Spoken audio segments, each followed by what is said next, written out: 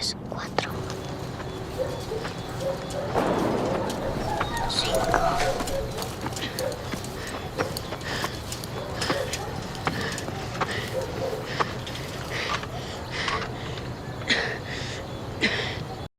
Muchas gracias por acompañarnos en esta nueva cápsula del Circo Volador. En esta ocasión nos encontramos con Lau Charles. Ella es cineasta, artista, pintora y que nos va a hablar de su trayectoria y también de su último cortometraje que estuvo seleccionado en el Festival de Huesca.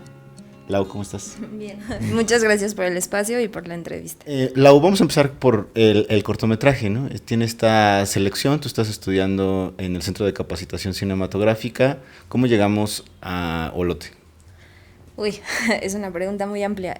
Sí, yo estoy estudiando en el Centro de Capacitación Cinematográfica. Esta es mi ficción 2, que es un ejercicio que haces más o menos en tercer año.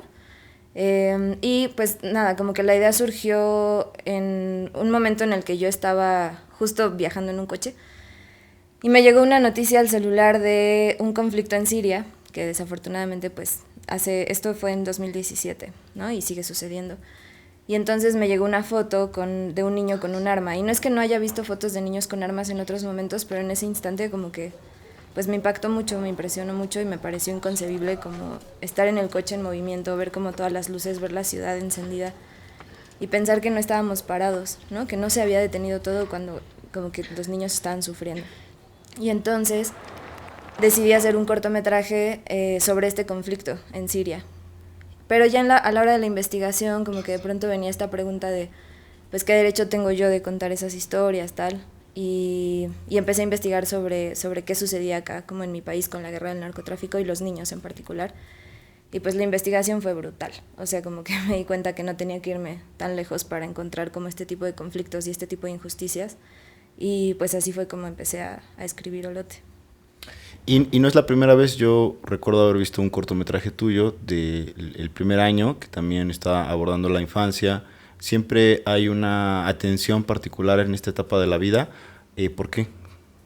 Pues es una pregunta bien difícil de contestar porque, o sea, siento que es una etapa que me atrae muchísimo. Yo creo que yo tuve una infancia muy rica, o sea, como muy bella, porque mi mamá la hizo así. Pero también muy dolorosa en muchos aspectos como de mi propia infancia y entonces pues siento que tengo muchos recuerdos que me formaron como persona.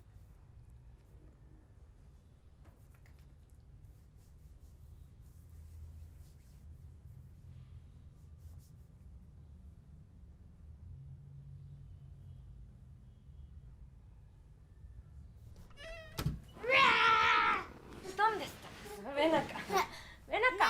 Ah, sí. No, sí, te va a tocar.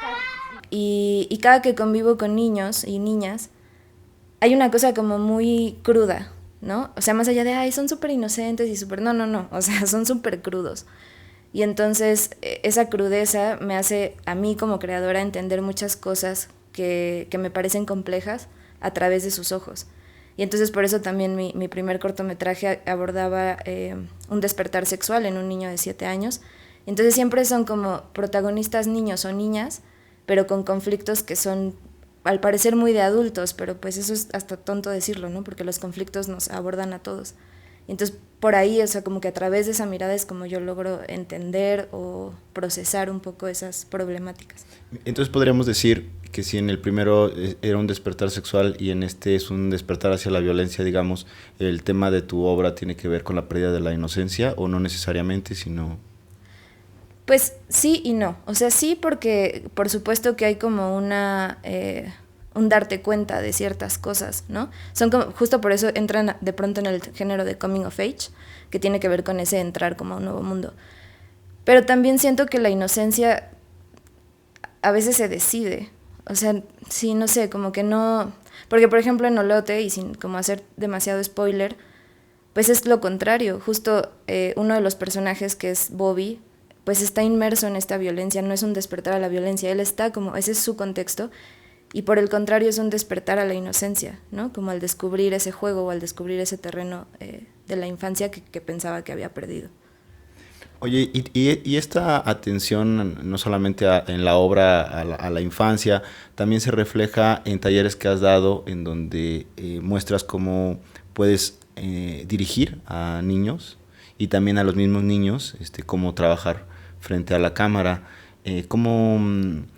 porque hay una atención particular para ti en ese tipo de procesos. ¿Sientes que tal vez en el cine nacional no se aborda bien el trabajo con los niños en el cine? O sea, justo todo lo de los talleres comenzó porque yo empecé justo a trabajar con niños, y al hacer los castings me di cuenta de muchas cosas, ¿no? Cómo te enseñan en la escuela que tienes que hacer un casting.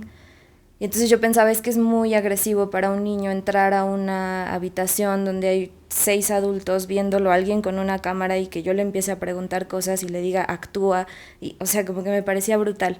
Y entonces junto con mi socia con la que fundé Pininos, que ella es también una actriz extraordinaria y muy buena con los niños y las niñas. ¿Quién es? Meraki Pradis.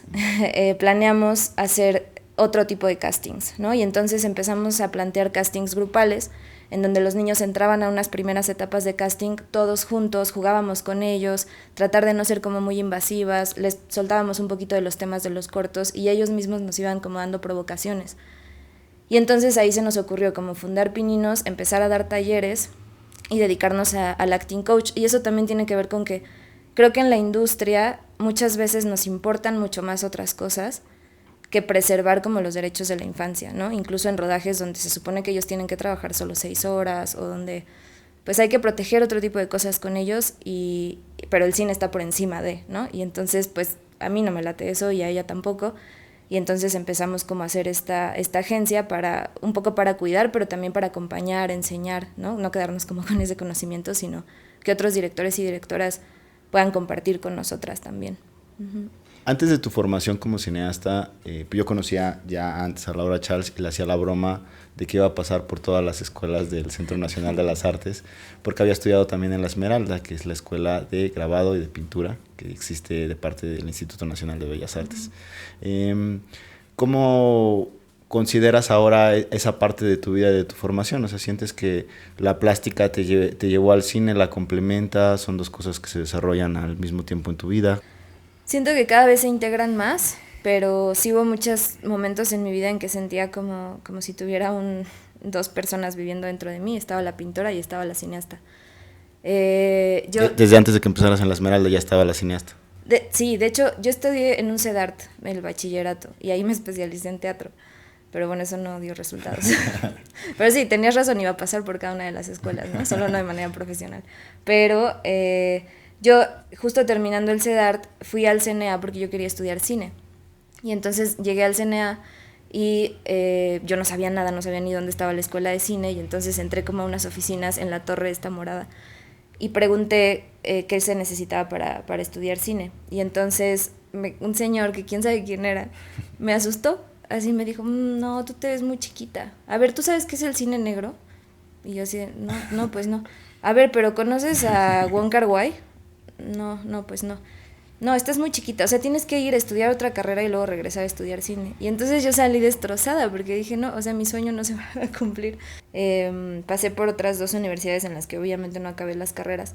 Y en algún punto dije, bueno, soy muy diversa, o sea, como que no me gusta solo estar en una cosa, ¿no? Al mismo tiempo. Y entonces pues las artes plásticas presentaban para mí un panorama de si un día me despertaba y quería hacer arte conceptual o algo como más racional, podía hacerlo, y al otro día pintar, podía hacerlo, y al otro día un video, podía hacerlo. Entonces así fue como decidí entrar a la Esmeralda, y la verdad me la pasé los primeros 3 años pintando, y solo el último me clavé muchísimo en video, ya en aras de hacer el examen al CCC. ¿Y sientes que la plástica le da algo a tu cine que quizás otra persona no lo podría presentar por no tener esa formación previa? Sí, yo creo que las imágenes que creamos son como nuestra letra, ¿no? O sea, como que hay algo ahí que no podemos controlar, pero que sale y está. Entonces, yo no puedo negar como mi pasado, ¿no? Entonces, cada que hago una nueva película o un cortometraje, pues, está impregnado como de mi esencia como artista visual también, porque así es también como veo el mundo. Entonces sí creo que está ahí, o sea. Uh-huh. Y enfocándonos en la pintura, ¿qué cosas te gusta pintar? Pues como que siempre que pinto, o sea, tengo igual como 2 vertientes, ¿no? Una tiene que ver con las comisiones. Me encanta hacer retratos, me gusta muchísimo, o sea, son trabajos que no los siento como como alguien imponiéndome cosas, sino como conociendo a la persona, y eso lo disfruto mucho. Entonces, si llega alguien y me dice es que mi abuelita va a cumplir años y le quiero regalar su retrato, no me ofende en lo absoluto, o sea, al contrario, es como que chingón porque puedo conocer a una persona a través de lo pictórico. Y luego la otra vertiente, cada que pinto cosas que yo quiero pintar, me salen unas cosas muy grotescas y como muy monstruosas y como muy oscuras, y está bien, o sea, como que es esa parte que, pues que sí, que sale como por ahí. Uh-huh. Hay un video que se quedó seleccionado en la convocatoria de Contigo a la Distancia, que surgió a partir de la pandemia, en donde tú hablas acerca del retrato y cómo se configura el retrato.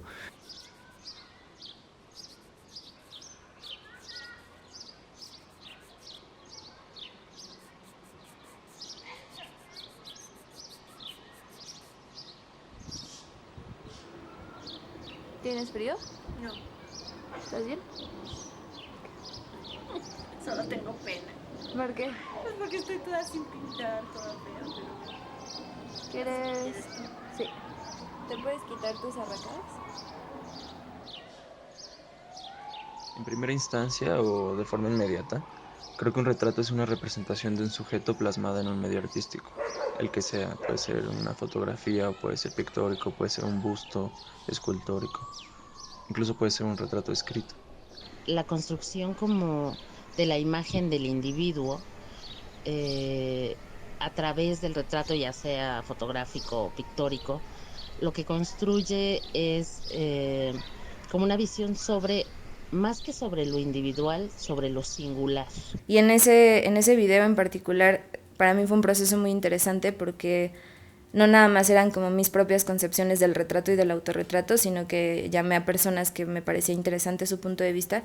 Tú fuiste una de ellas, ¿no? Que participó como con los audios, y les hice una serie de preguntas en torno al retrato, y entonces había un cineasta, había un fotógrafo fijo, había una escultora, había otra pintora, una actriz, que me daban sus reflexiones en torno al retrato, y con eso yo construí una narrativa mientras yo pintaba como un retrato y un autorretrato.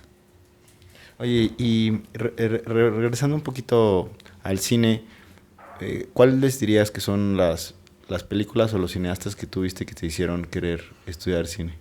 Yo creo que soy una persona que aprecia mucho como todo el tipo de cine.